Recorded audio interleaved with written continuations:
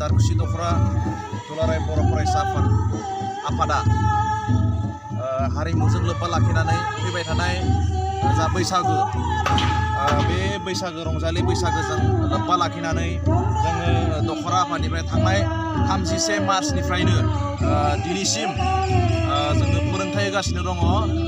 फोरोंगिरि लाबोनानै मोसानाय बिथिङाव एसेबाबो दावगानाय लाबोनो थाखाय जोंनि लाइमोनफोरखौ जोङो मोसानाय फोरोंथाइ होगासिनो दङ।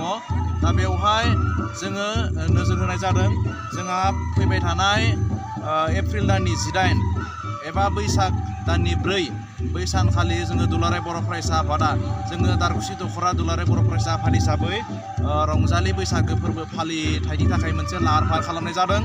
दा बेजोंनो लोगोसे जोङो दखरा हिसाबै जोङो मोसानाय हाबाफारिखौबो लाफानाय जादों। दा बेनि थाखायनो बे हाबाफारिया मेहेर नाङै जानायनि थाखाय जोङो दखरा हिसाबै फोरोंथाइनि थाखाय स्पेसियेलि बे हाबाफारिखौ जों लानाय जादों।